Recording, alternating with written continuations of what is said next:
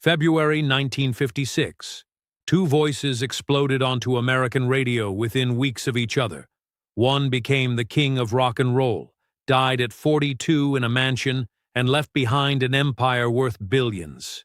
The other became a footnote, died at 25 on a bathroom floor, and was buried in an unmarked grave his family couldn't afford to mark. Same year, same breakthrough, same revolution. But the industry only protected one of them. This is the story of 1956, when America chose who deserved the crown and who deserved to disappear. Frankie Lymon was 13 years old when he walked into a recording studio on West 54th Street in Manhattan on a cold January morning in 1956. He was so short the engineers had to lower the microphone stand to its absolute minimum, and even then he had to stand on his toes to reach it. His voice hadn't changed yet, still had that pure, unbroken soprano that could hit notes most adult singers couldn't dream of reaching.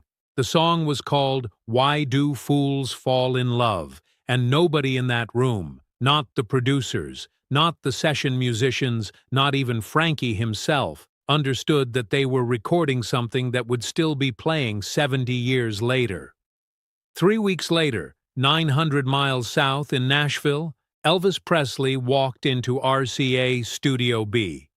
He was 21, significantly older than Frankie, but still young enough to be dismissed as a fad. He had slicked back hair, a nervous energy, and a song called "Heartbreak Hotel" that his manager, Colonel Tom Parker, believed could change everything. The engineers watched this kid from Tupelo, Mississippi, shake his leg while he sang, and they thought he looked ridiculous.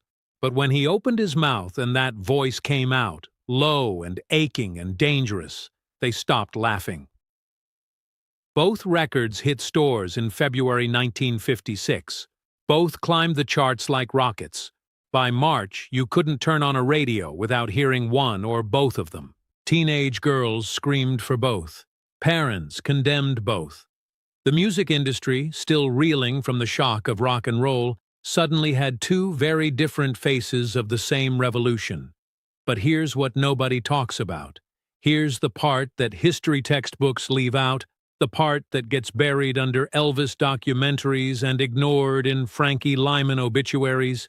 These two boys didn't just share a breakthrough year, they shared the same stages, competed for the same audiences, and represented two completely different versions of what America was willing to accept in 1956.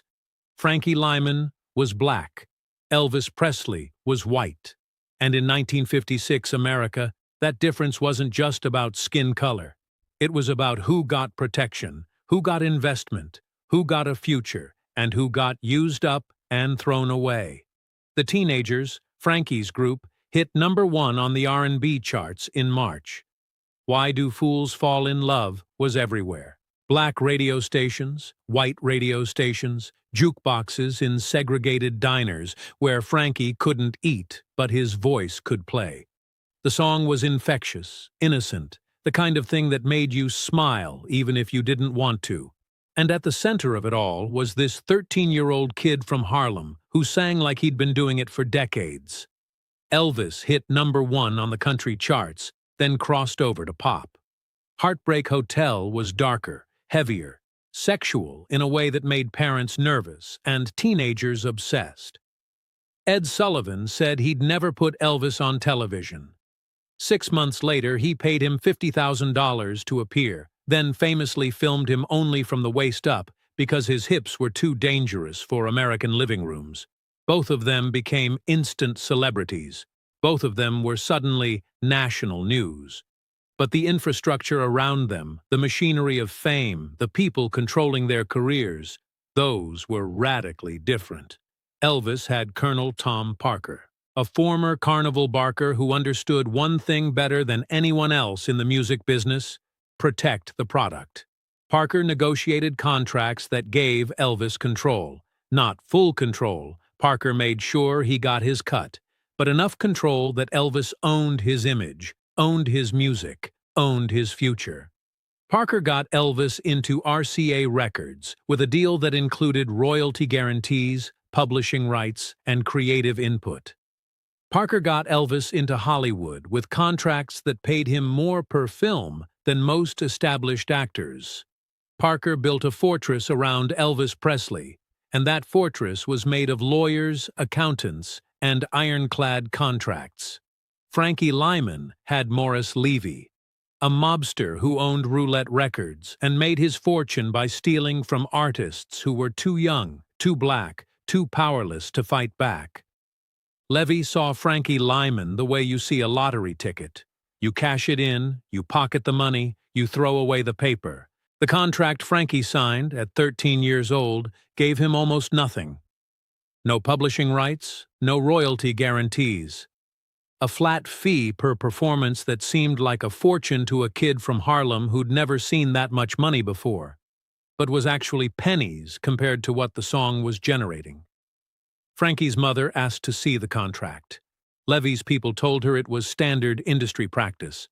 She couldn't read legal language anyway. She trusted them. She signed as his guardian.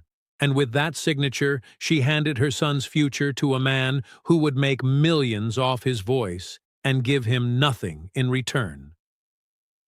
By summer of 1956, both Frankie and Elvis were touring.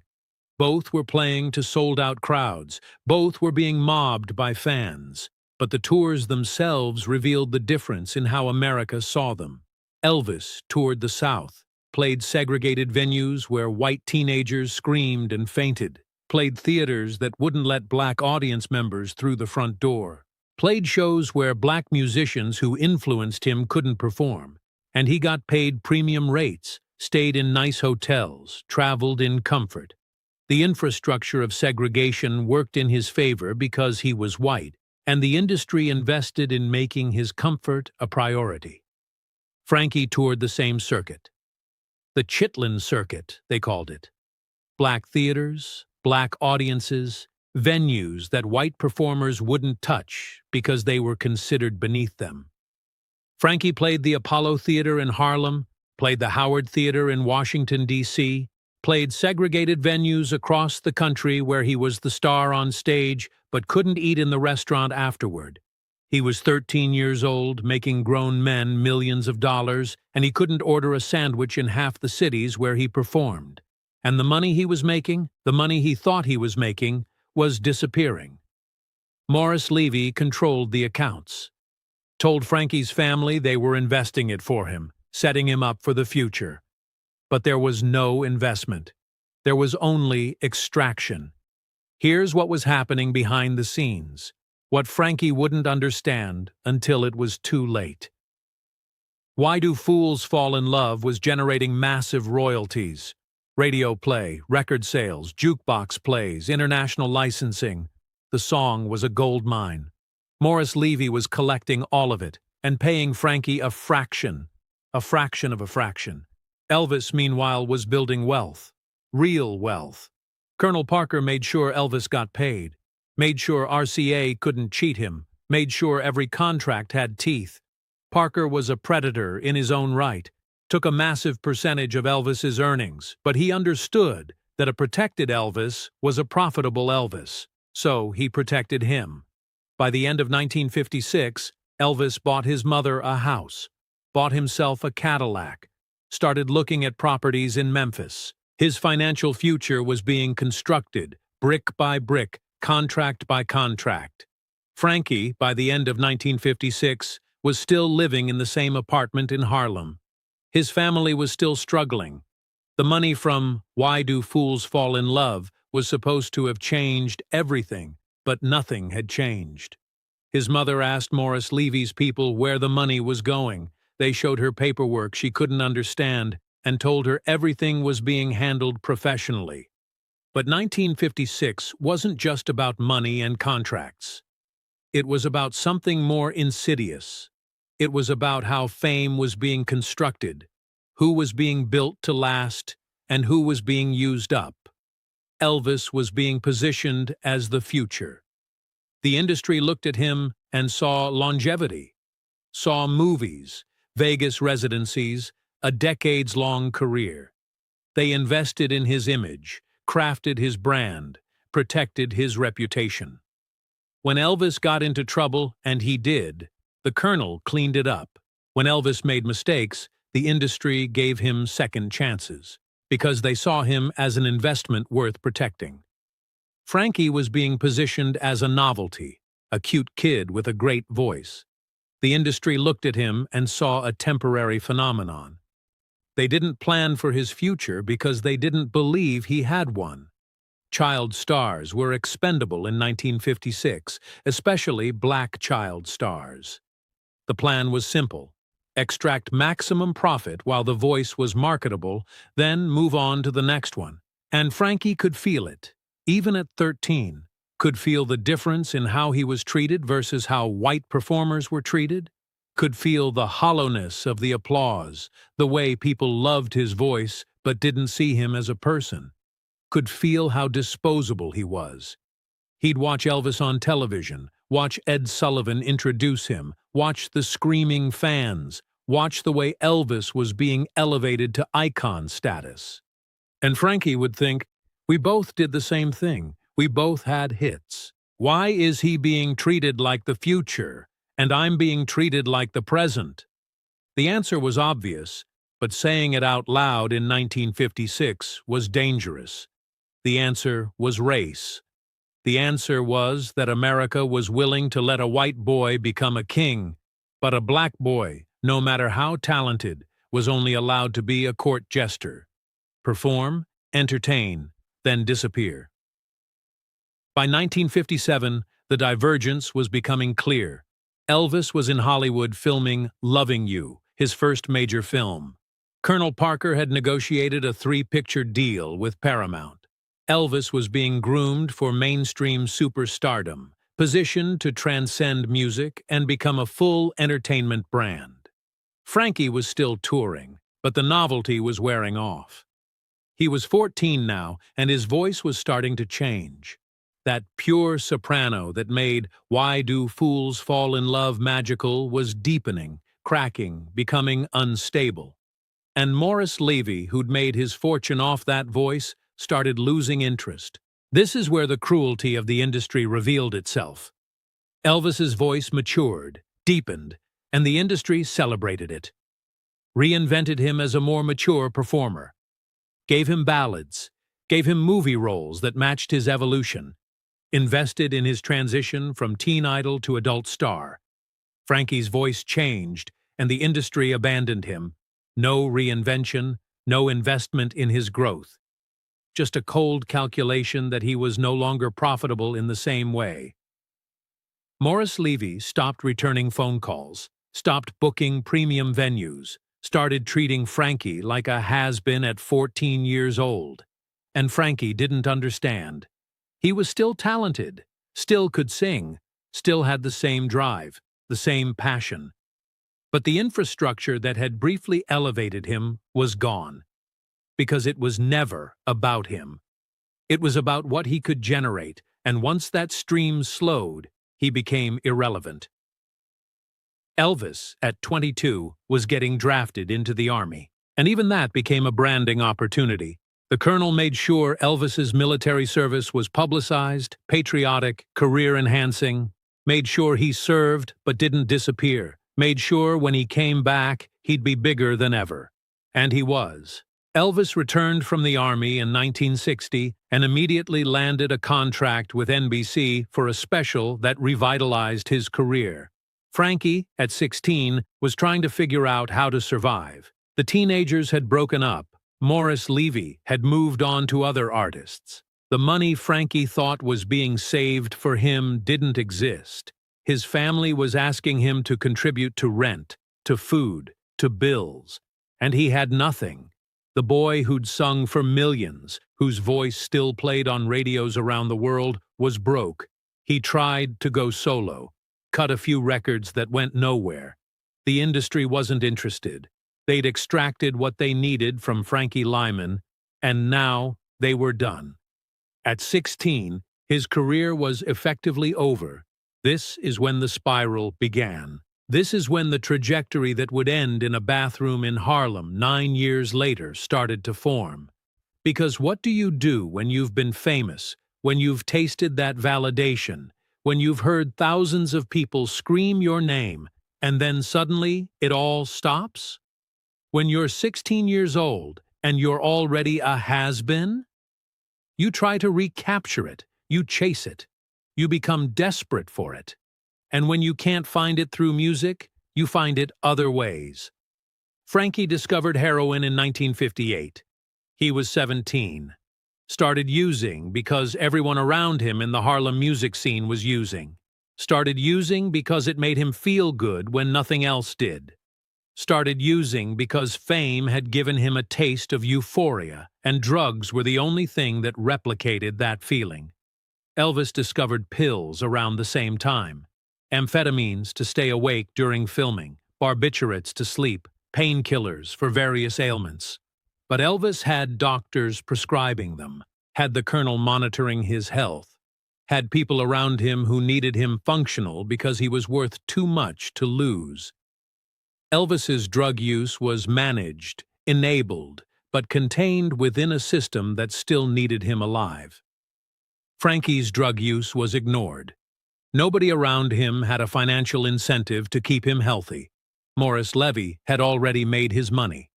There was no Colonel Parker protecting the asset.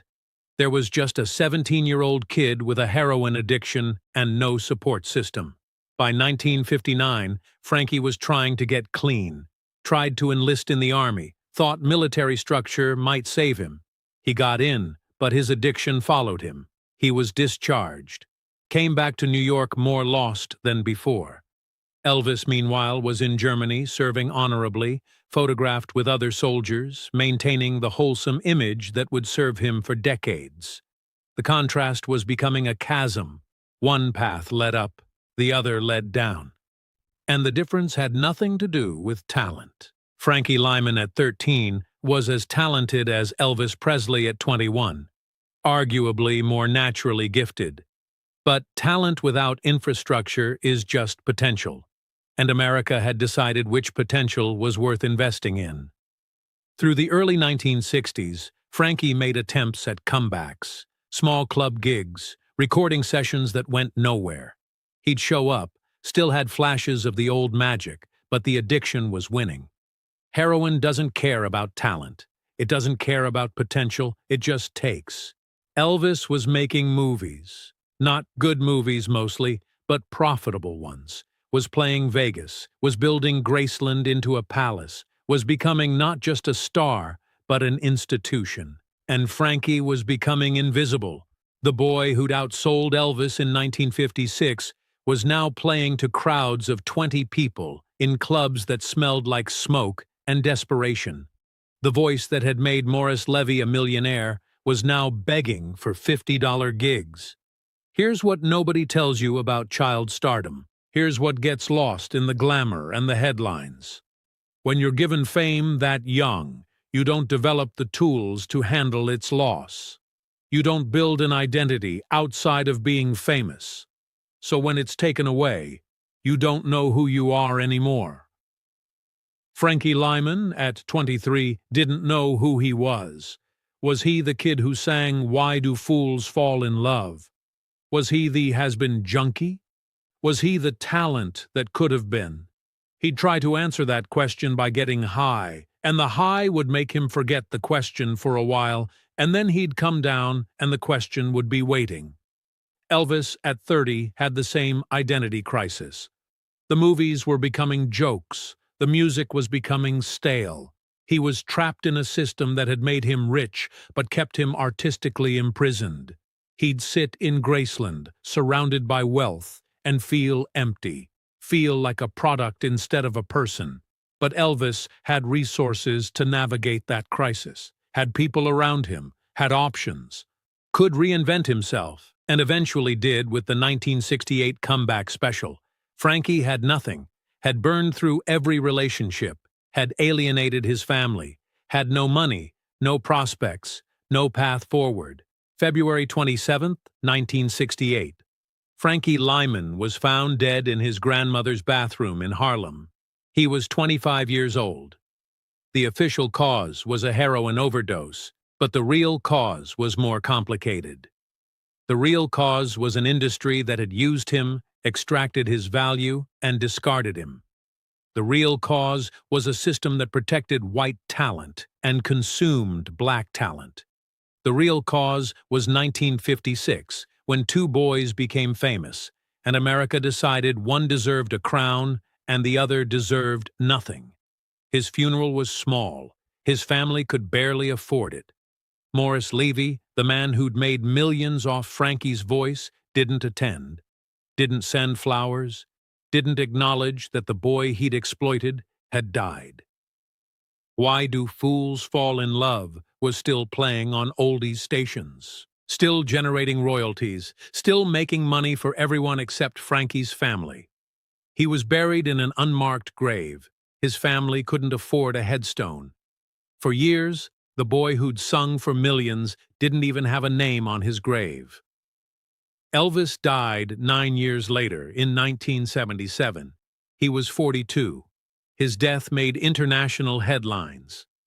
Presidents mourned him. The world stopped. He was buried at Graceland in a grave that became a pilgrimage site. His estate, eventually managed properly after the colonel's death, became worth over $1 billion. Two voices from 1956, both gone too young, but only one remembered as a king. Here's what history forgot or chose to ignore. In 1956, Frankie Lymon's Why Do Fools Fall in Love outsold Elvis's Heartbreak Hotel in several markets. Frankie was on magazine covers, was breaking attendance records, was every bit the phenomenon Elvis was. But the industry saw them differently, invested in them differently, protected one and exploited the other. And that difference, that fundamental difference in how America valued them, determined everything that came after. Some people say Frankie would have fallen into drugs regardless. That child stardom destroys everyone. That addiction doesn't discriminate. And maybe there's truth in that. But Elvis had addiction too, had the same pressures, had the same identity crisis. The difference was the infrastructure around him, the system that needed him alive. Frankie had no such system, because the system never planned for his longevity, never saw him as worth the investment, used him up and moved on. In 1981, Diana Ross starred in a television movie called Why Do Fools Fall in Love, a fictionalized version of Frankie's life. It painted him as tragic, but ultimately responsible for his own destruction. It barely mentioned Morris Levy, barely mentioned the contracts, barely mentioned the systemic exploitation. In 1984, Frankie Lymon was finally given a headstone. His family had saved for years to afford it. It reads, Frankie Lymon, 1942-1968, singer. That's it. No mention of Why Do Fools Fall in Love. No mention of the millions who loved his voice. Just singer. Elvis's grave reads, Elvis Aaron Presley, the king of rock and roll. Both true, both earned. But only one got to keep the crown. Today, music historians talk about 1956 as the year rock and roll exploded. They talk about Elvis as the revolutionary. And he was. But they forget or ignore that there were other revolutionaries that year, other voices that mattered, other talents that deserved protection. Frankie Lymon deserved better, deserved managers who saw him as a human being, not a profit margin, deserved contracts that protected him instead of enslaving him, deserved an industry that invested in his future instead of extracting his present. He deserved to grow old, to see his grandchildren, to perform Why Do Fools Fall in Love at 70 with a voice deepened by age and wisdom, to tell his own story instead of having it told for him. But 1956 decided differently, decided that one voice deserved protection and longevity, and the other deserved to shine briefly and disappear. The song still plays. Why Do Fools Fall in Love is immortal. You hear it in movies, commercials, oldies stations. It never died. But the boy who sang it did, at 25, alone, broke, forgotten by the industry that had made him famous, and the industry that killed him still collects royalties from his voice every single day. That's the story of 1956. Not just about two talents, but about which talent America chose to protect and which one it chose to destroy.